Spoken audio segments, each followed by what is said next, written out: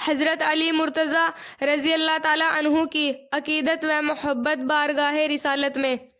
حضرت علی رضی اللہ تعالیٰ عنہ کو اپنے لڑکپن سے ہی سرور دو عالم صلی اللہ علیہ وسلم کے ساتھ گہرا تعلق تھا، اس لیے آفتاب رسالت کی کرنیں جیسے ہی اگی انہوں نے لڑکوں میں سے سب سے پہلے ایمان لانے کی شہادت حاصل کی۔ چھوٹی عمر میں انسان میں خوف اور ڈر زیادہ ہوتا ہے، مگر عشق کا یہ اثر ہے کہ انسان کو نتیجے سے بے پرواہ بنا دیتا ہے، لہٰذا حضرت علی رضی اللہ تعالیٰ عنہ نے ایمان قبول کرنے میں دیر نہیں لگائی۔ جب نبی علیہ الصلوۃ والسلام نے ہجرت کا ارادہ فرمایا تو اس وقت آپ کے پاس لوگوں کی امانتیں موجود تھی۔ اس صادق اور امین ذات نے حضرت علی رضی اللہ تعالیٰ عنہ کو چنا اور حکم دیا کہ علی تم میرے بستر پر لوٹ جاؤ اور صبح کو امانتیں لوگوں کے سپرد کر دینا۔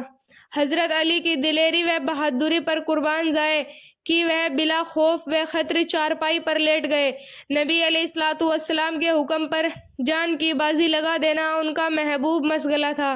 حضرت علی رضی اللہ تعالیٰ عنہ نے نبی علیہ الصلوۃ والسلام کو آخری غسل دیتے ہوئے جو تاریخی الفاظ کہے وہ پوری امت کے جذبات کی ترجمانی کرتے ہیں۔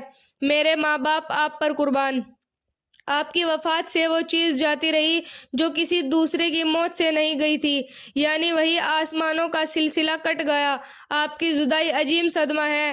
اگر آپ نے صبر کا حکم نہ دیا ہوتا اور آہ و زاری سے منع نہ کیا ہوتا تو ہم آپ پر آنسو بہاتے، جبکہ درد کا اور زخم کا علاج پھر بھی نہ ہوتا۔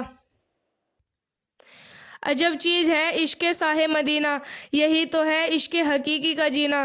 ہے معمور عشق سے جس کا سینہ، اسی کا ہے مرنا اسی کا ہے جینا۔ حضرت اسماء رضی اللہ تعالیٰ عنہا کی محبت نبوی صلی اللہ علیہ وسلم۔ ہجرت کے موقع پر غار شور میں حضرت اسماء رضی اللہ تعالیٰ عنہا نبی علیہ الصلوۃ والسلام کو پہلے دن کھانا پہنچا آئی۔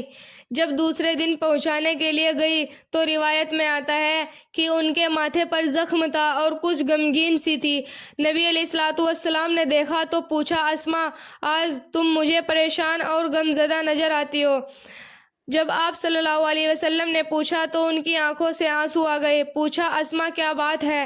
عرض کیا کہ اے اللہ کے محبوب، کل جب میں آپ کو کھانا دے کر واپس گئی تو راستے میں ابو جہل مل گیا۔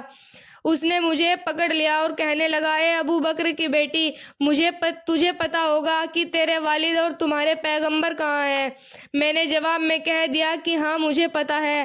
وہ کہنے لگا، مجھے بتاؤ۔ میں نے کہا، میں نہیں بتاؤں گی۔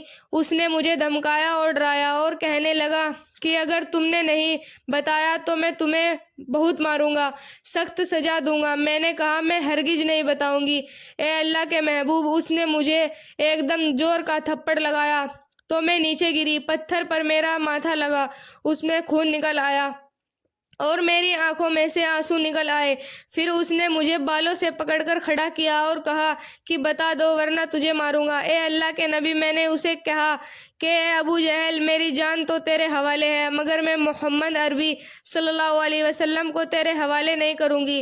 یہ مسلمان عورتوں کی محبت و وفا کی مثال۔ ایک صحابیہ رضی اللہ تعالیٰ عنہا کا عشق نبوی۔ جنگ احد کے دوران مدینہ منورہ میں خبر پھیل گئی کہ حضور اکرم صلی اللہ علیہ وسلم شہید ہو گئے۔ اس خبر کے پھیلتے ہی مدینے میں کوہرام مچ گیا۔ عورتیں روتی ہوئی گھروں سے باہر نکل آئیں۔ ایک انصاری عورت نے کہا، جب تک اس کی خود تصدیق نہ کر لوں میں اسے تسلیم نہیں کروں گی۔ لہٰذا وہ ایک سواری پر بیٹھی اور اپنی سواری کو اس پہاڑ کی طرف بھگایا۔ کافی قریب آئی تو ایک صحابی آتے ہوئے ملے۔ ان سے پوچھتی ہے، محمد صلی اللہ علیہ وسلم کا کیا حال ہے؟ اس نے کہا، مجھے حضور کا حال معلوم نہیں، مگر ہاں تیرے بیٹے کی لاش فلاں جگہ پڑی ہے۔ اس عورت کو اس کے جوان عمر کے بیٹے کی شہادت کی خبر ملی، مگر وہ ٹس سے مس نہیں ہوئی۔ اس ماں کے دل میں عشق رسول نے اتنا اثر ڈالا ہوا تھا کہ بیٹے کی شہادت کی خبر سنی مگر کوئی پرواہ نہ کی۔ سواری آگے بڑھاتی ہے اور صحابی ملے۔ پوچھتی ہے محمد صلی اللہ علیہ وسلم کا کیا حال ہے؟ انہوں نے جواب دیا مجھے معلوم نہیں، لیکن ہاں تیرے شوہر کی لاش فلاں جگہ پڑی ہے۔ یہ عورت پھر بھی ٹس سے مس نہیں ہوئی اور آگے بڑھی، کسی اور سے پوچھا محمد صلی اللہ علیہ وسلم کا کیا حال ہے؟ جواب ملا مجھے معلوم نہیں، لیکن ہاں تیرے والد کی لاش فلاں جگہ پڑی ہے۔ اس طرح بھائی کی لاش کے بارے میں بتایا گیا کہ فلاں جگہ پڑی ہے، مگر یہ عورت ٹس سے مس نہیں ہوئی۔ آگے اور صحابی ملے، پوچھتی ہے محمد صلی اللہ علیہ وسلم کا کیا حال ہے؟ انہوں نے کہا فلاں جگہ موجود ہے۔ چنانچہ سواری کو آگے بڑھاتی ہے۔ جب وہاں پہنچی تو حضور اکرم صلی اللہ علیہ وسلم کی چادر ایک کونا پکڑ کر کہا میرے اوپر تمام مصیبتیں حضور اکرم صلی اللہ علیہ وسلم کے دیدار کے بعد آسان ہو گئی۔ آخر حضرت آپ صلی اللہ علیہ وسلم کی زیارت۔ غزوہ احد کے میدان میں ایک صحابی زخمی ہوئے، خون بہت نکل جانے کی وجہ سے مرنے کے قریب ہو گئے تھے۔ ایک دم دوسرے صحابی ان کے قریب آئے اور پوچھا آپ کو کسی چیز کی تمنا ہے؟ عرض کیا ہاں۔ انہوں نے کون سی؟ جواب ملا کہ آخری وقت میں حضور اکرم صلی اللہ علیہ وسلم کا دیدار کرنا چاہتا ہوں۔ انہوں نے زخمی مجاہد کو اپنے کندھے پر اٹھایا اور ان کو لے کر تیزی سے اس طرف بھاگے جہاں رسول اکرم تشریف فرما تھے۔ آپ صلی اللہ علیہ وسلم کے سامنے جا کر اتارا اور کہا کہ آپ کے محبوب آپ کے سامنے ہیں۔ جب نام سنا تو مجاہد کے دل میں بجلی سی لہر دوڑ گئی کہ فوراً طاقت بحال ہو گئی۔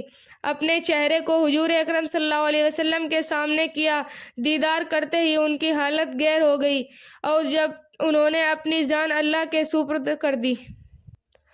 حضرت حذیفہ کا جذب و عشق۔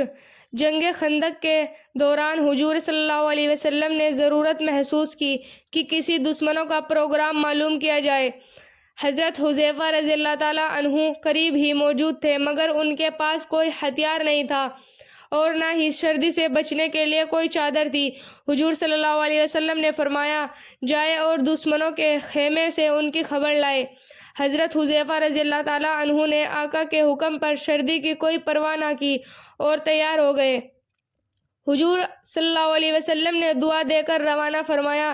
حضرت حذیفہ رضی اللہ تعالیٰ عنہ فرماتے ہیں کہ حضور صلی اللہ علیہ وسلم کی دعا سے میرا خوف اور سردی بالکل دور ہو گئی۔ جی ہاں، یہ عشق تھا جس نے دل میں رسول صلی اللہ علیہ وسلم کی تابعداری کا ایسا جذبہ پیدا کر دیا۔ بھائیو بہنوں، ہمارے چینل کو سبسکرائب کریں، ویڈیو کو لائک کریں، شیئر کریں۔